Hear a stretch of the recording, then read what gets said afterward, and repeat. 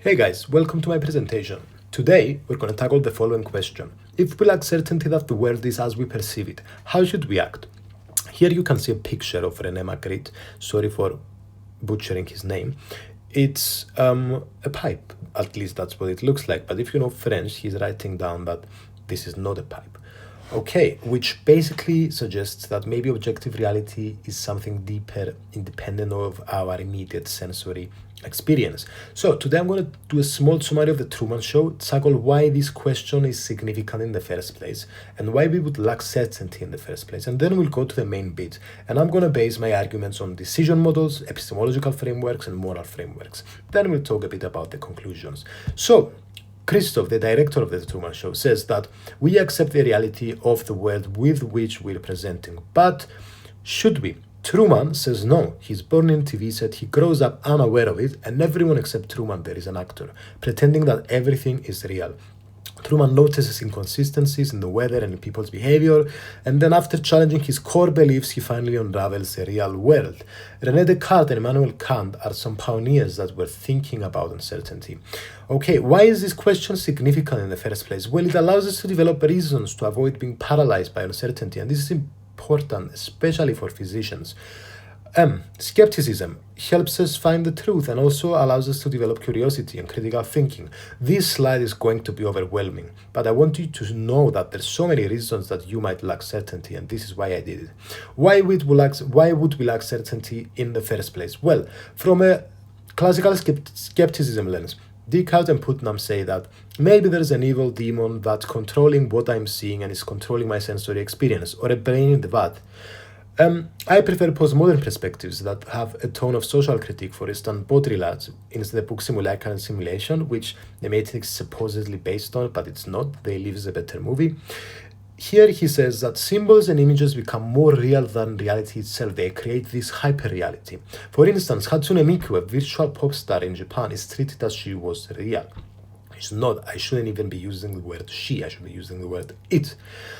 From a scientific perspective, Donald Hoffman says that fitness beats truth. We do not see objective reality because evolution doesn't favor observing objective reality.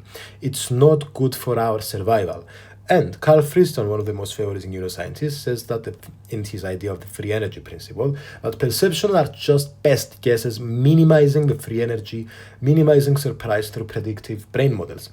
Kant, in The Critique of Pure Reason, says that noumena, objective reality, exists beyond space and time, but we experience things through space and time. So just as language can't capture the full essence of a song due to its structural limits, our mind can't access all knowledge, noumena, because of our brain structural limits.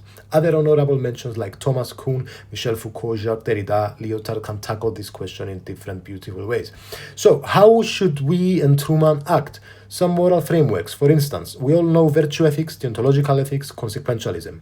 If we combine all these together, we get something called ethical pluralism, which allows us to choose multiple moral frameworks based on the situation. For instance, Truman uses deontology when he risks making living harder by telling the truth to Christoph about knowing the situation.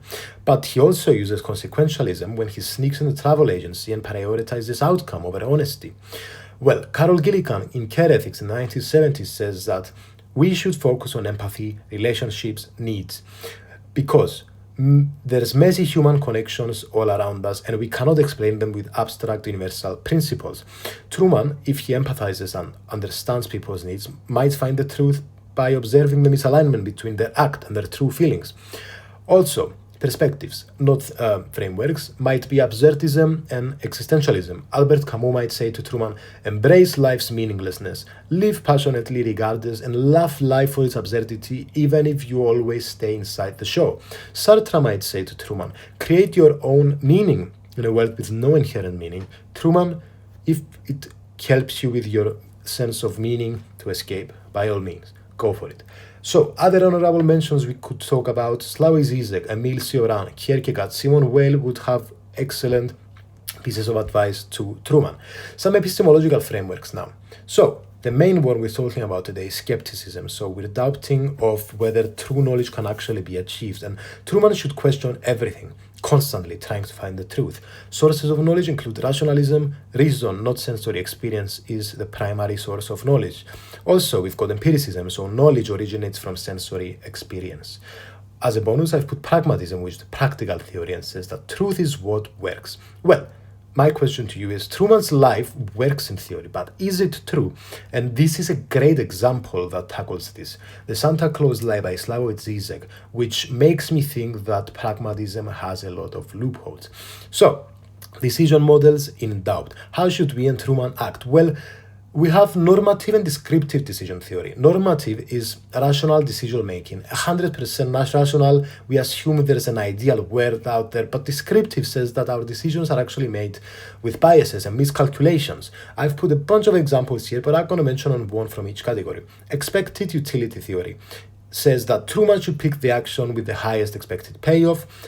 Truman should estimate and multiply the outcome, probability and utility, and then make his decision. Prospect theory says that Truman might also misjudge probabilities because of biases and how he perceives losses and gains. In philosophy of action, we can also learn things from intentionality and agency. So we should act deliberately with purpose. We should get control over our actions freely, and Truman should act intentionally, have clear goals, choose his actions freely based on his will. So, some conclusions. Well, today we didn't find any definite answers on how to act in uncertainty, but we explored possible answers. So, by doing this, it provides us personally with relief and for good options to act in uncertainty, and it gives us insight as future physicians.